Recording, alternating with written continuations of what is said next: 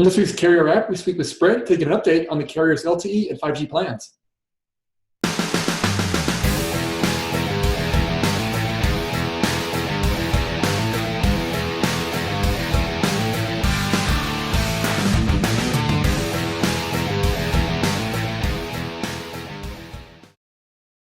All right, well, thanks for joining us on this week's Carrier App. I'm your host, Dan Meyer, Editor-in-Chief at RCR Wireless News. And this week, we are pleased to be joined by Guenther Ottendorfer, who's the Chief Operating Officer of Technology at Sprint, to talk a bit about the carrier, who's been very busy over the past couple of months. So, Guenther, thanks for joining us this week. Again, we definitely appreciate it. Yeah, hi, Dan. I'm very happy to be with you today. As you said, we have very busy days behind us, and so I'm very happy to talk with you about all the things we've done recently. Very good. Very good. We're going to start off. I know to kind of kick the year off, you guys had some announcements, network related with HPUE and things like that. And then you went to Mobile World Congress and had some big announcements there. And then even coming out of that show, some more big announcements. So I guess maybe focused on the Mobile World Congress stuff. You know, as you look at everything you guys announced there with your partners and the demonstrations there, I guess for you, what were maybe some of the big things that really, I guess for Sprint are kind of the big announcements out of that show? I mean, obviously a lot of work with Nokia, a lot of work with Ericsson there. I guess for yourself, what are kind of the big news that came out of Mobile World Congress for you guys? Yeah, so Mobile World Congress this year was for us, started with a highlight. So I arrived in Barcelona on Sunday at 10 o'clock, and I immediately went to the LG event. LG unveiled their new smartphone, the LG G6, and this is the first phone that will have HPUE. And I remember that we talked with you about HPUE, and that we expect this year major phones to have HPUE inside, and this is now the first that really has it. And so we were very excited about that. That was definitely our first highlight. HPUE, high performance user equipment, will significantly improve for our customers the usability of our 2.5. And so we are very excited about that development and to have now the first phone. So that was the first highlight. In the next days, with our partners, Nokia and Ericsson, we were very active. With Nokia, we did a massive MIMO demo. So we had a massive MIMO antenna with 128 antenna elements based on their, what they call AirScale massive MIMO platform. Mm-hmm. And we were showcasing there with 60 megahertz of band 41, 2.5 spectrum, download speeds, and we were having 8 connected UEs that all were going full speed there. So it was very impressive. And they also showed simulation results from what massive MIMO will mean for networks. And it will basically be for sectors a capacity improvement by a factor 5 to 10. Mm-hmm. So that was great. And on the next day, we were together with Ericsson based on their lean carrier concept, showing a Gigabit LTE TDD demo. And that involved 4x4 MIMO. Mm-hmm. It involved also 256 QAM. And all again, three channels of 20 megahertz of 2.5 spectrum. And so that was really good with a peak rate of more than 800 megabits per second, and very impressive demonstration we had there. So those three things were probably, from our perspective, the most important things at Mobile World Congress: HPUE, massive MIMO, and Gigabit LTE. Interesting. Yeah, I know on the HPUE front, that does seem like something that, again, it's a handset-based solution, basically, correct? And that allows the device to basically almost not be turbocharged, but basically it allows it to really reach farther, it seems like, to the 2.5 coming into it, and expanding the reach of the 2.5 spectrum, basically, correct? Absolutely. So what it does is by having TD-LTE is very power efficient in the uplink. Yeah. By using a little bit of more power there, you can increase the reach of the handset, which is normally the limiting factor, and that makes the 2.5 spectrum perform like 1.9. Interesting. Now I know with the Nokia deployment too, now that 64 transmit receive demonstration there, so that was basically then it had 128 antennas basically on the base station. Is that kind of how that worked out? And then the device, was it just a standard device that it works with, or how does that part work out? Yes, so it's basically a technology that is in the base station, a replacement of the traditional antenna. Traditionally, antennas have been either a blank sheet of metal, or you had like 2 or 4 antenna elements. Massive MIMO is now massively increasing the number of antenna elements. And that works only in the high band because of the wavelength. The size of the antenna elements is still small, so you can combine a lot of them. If you go to lower frequencies, that becomes more difficult because the size of the antenna elements is making it physically impossible. And so, but it's a base station focused technology. The handset doesn't need to do anything. It's just increasing the sensitivity of the transmitters and receivers at the base station, and by that having the capacity effect. Makes sense. And again, I think for that, it's interesting because, again, you guys, when you're used to the 2.5 spectrum, that does allow you to use those much smaller antennas. I know most people think about small antennas and they think of like millimeter wave or centimeter wave spectrum bands, but for you guys, you're able to use this in the 2.5 band, which is for you guys a big spectrum band. And so to be able to use that in a common spectrum band for you guys seems like a pretty good benefit to have the 2.5 spectrum. Absolutely. So that is one of the advantages of high band spectrum, that you can use these advanced smart antenna technologies that are not possible in the lower bands. And that's absolutely what we want to do. That helps us to future-proof our network. We are already very good in handling customer demand because of the plenty of spectrum we have, but we will be very good in the future because we can surgically use those antennas where we have demand hotspots to give our customers great capacity and reliability of our network. Interesting. And I know coming out of the event, you guys also were showing off, I think in New Orleans, some more of that technology as well in a venue there. I guess in terms of the timing of all of this, I mean, again, this is a lot of technology you guys have kind of announced over the past couple of months.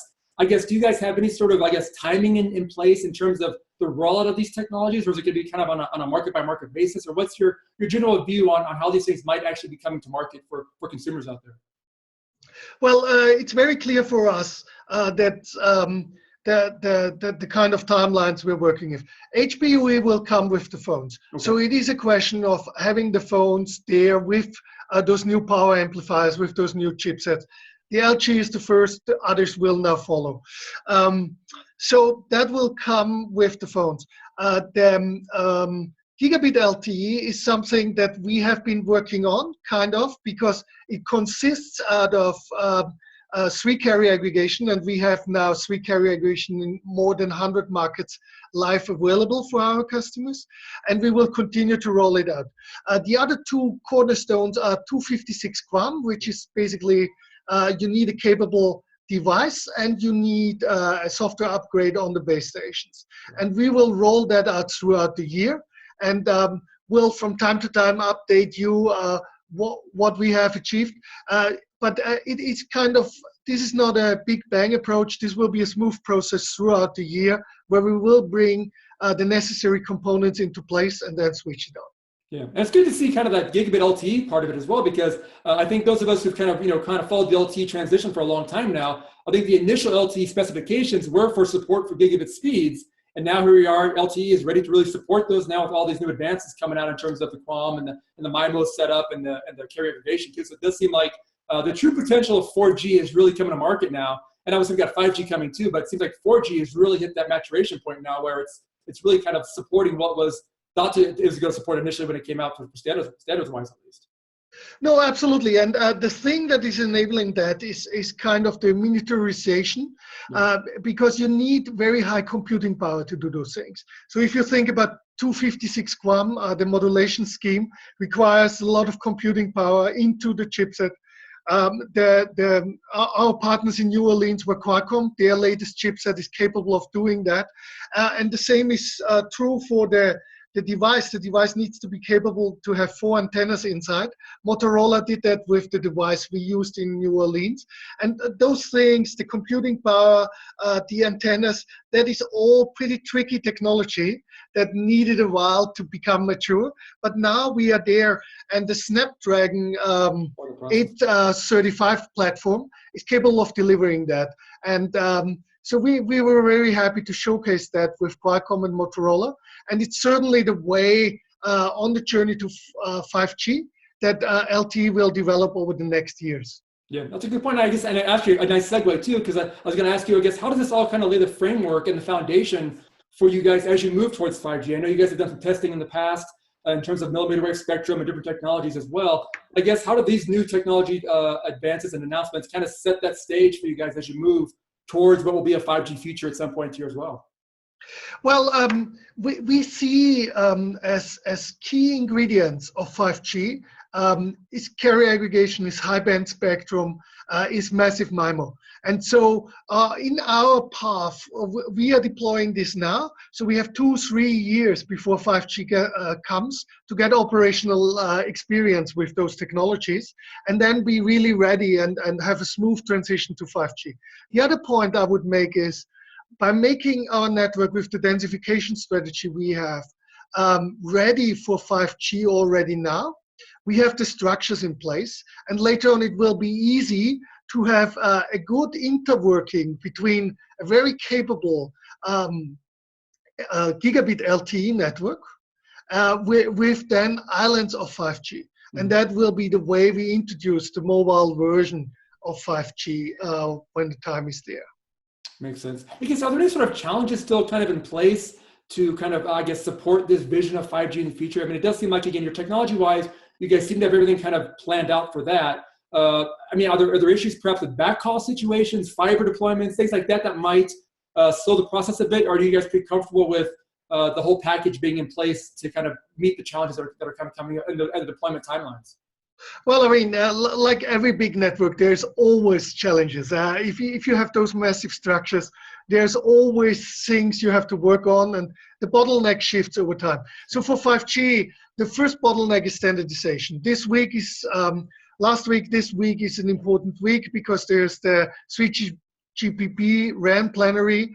They are defining the work items for 5G, and that will be the foundation how we work in standardization through 5G.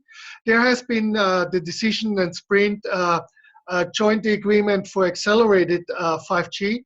So that I think are important steps in mastering this first hurdle in the standardization process. In the structural process, I think with the densification we create the right foundation for 5G. You will need fiber over time, but you won't need fiber in the beginning everywhere.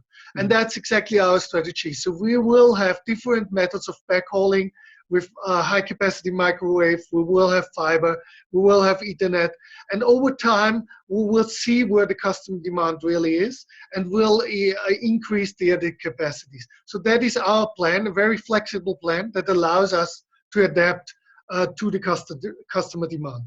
That makes sense. And like you mentioned too, I know with the 3GPP meeting going on right now as well, I know that's kind of gotten a little bit of attention. It does seem like that there is some push there for that accelerated plan for the 5G deployment. That sounds like that's kind of based on a fixed wireless type of deployment model there, not needing LTE in place, but just being able to kind of roll out the technology that way. Is that how you guys see probably the initial 5G deployments coming online, as being maybe these fixed wireless deployments? And then at some point after that, kind of rolling in, like you said earlier, the mobile aspect of 5G into the whole platform? Well, certainly, I mean, if you look at it from a technology perspective, rolling out fixed wireless is much easier than having the full mobility components from day one. So naturally, that will be a path some carriers will go down, that have also the need for lowering their access cost, and they see this as an opportunity. So absolutely possible that this will happen. For full mobility, I think it's very important that we push that also forward, and there I see the way as a complementary service to very capable 4G LTE networks.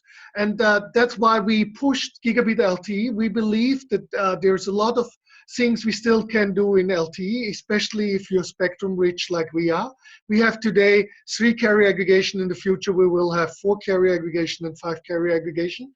So 5G for us, the opportunities of 5G will probably be less on the throughput side. It will be more low latency applications like tactile internet, like industry applications, will be around massive density of things like Internet of Things needs. So those things will come into play because throughput will probably be provided already in good quality by Gigabit LTE networks.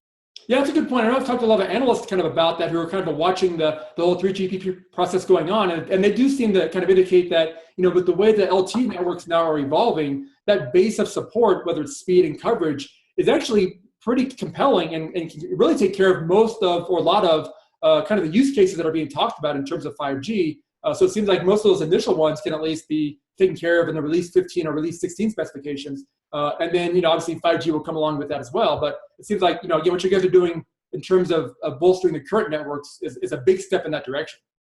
I agree, but there are things in the 5G spec, like the really low, ultra low latency, the ultra high density. Those are things where we will need 5G.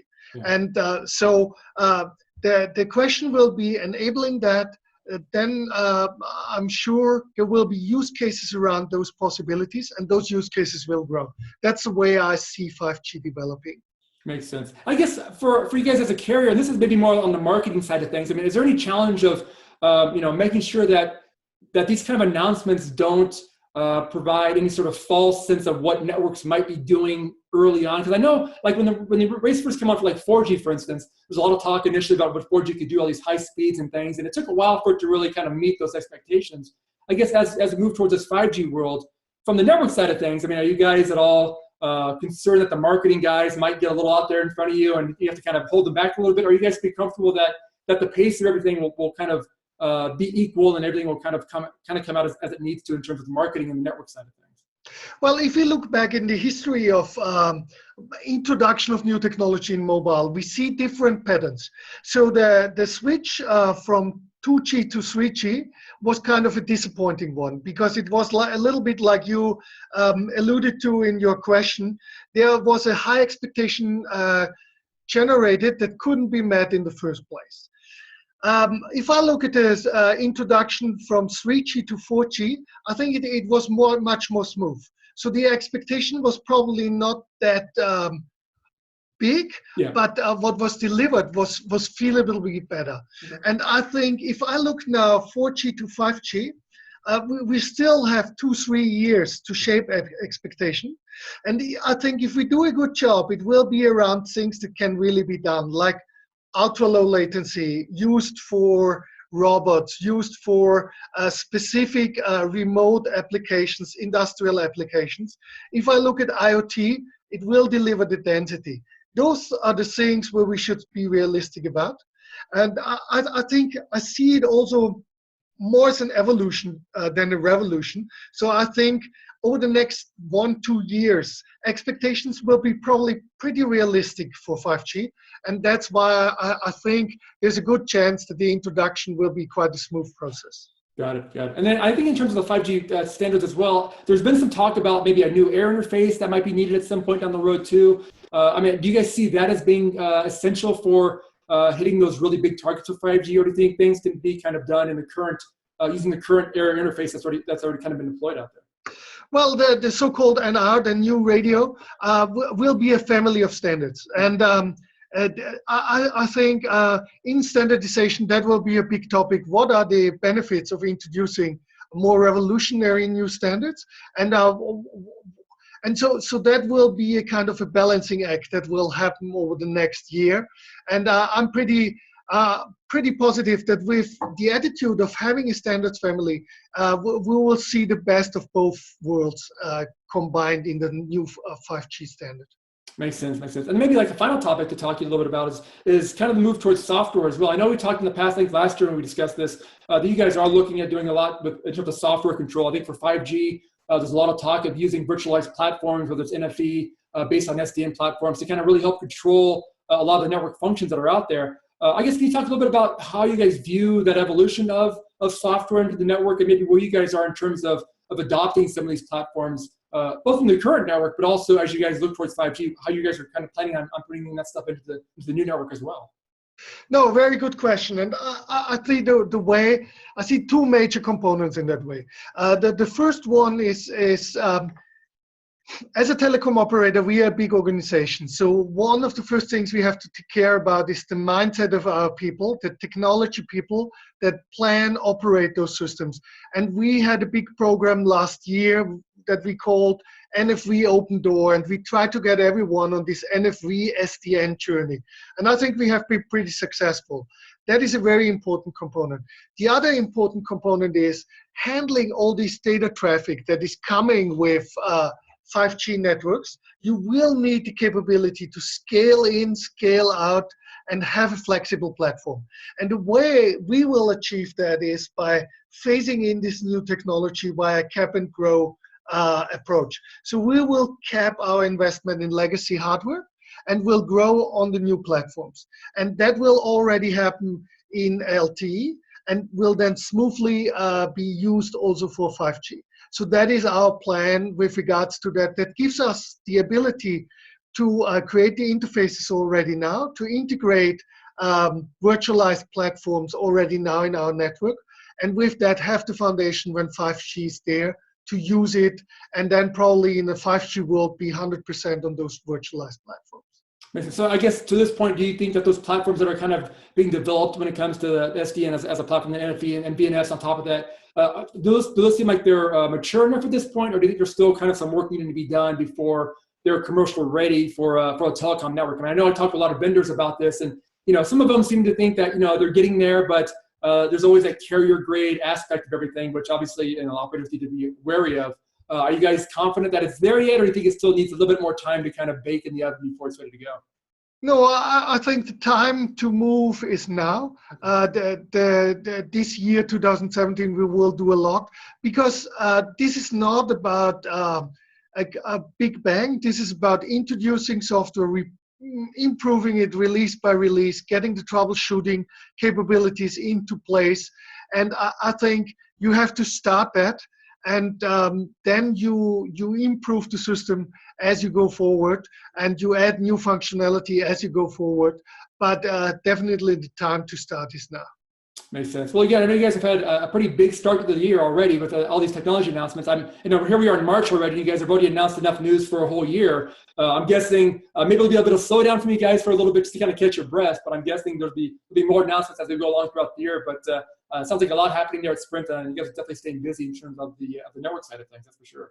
No, absolutely. So, you have heard me say that before. I think we had a very good start into this year. We have pushed a lot of big things, but there's a lot more to come. You ain't seen nothing yet. So we are looking forward to 2017. I was waiting for that tagline there, so we got it in there. That's perfect. That's good to hear. But Guenther, we always appreciate you taking the time to talk to us. Again, I know you guys are really busy there and all the travel and stuff too. So definitely appreciate the time and insight on the topic today, and hopefully we'll touch base again soon and catch up with you guys moving forward. No, looking forward to that. Great pleasure talking to you, Dan. Have a great day, and we see each other soon with news. Well, thanks for watching this week's show, and make sure to check out our next Carrier Wrap when we're scheduled to speak with Dan Hayes from PwC's Strategy and Division to get his views on 5G and IoT coming out of this year's Mobile World Congress event. Thanks for watching.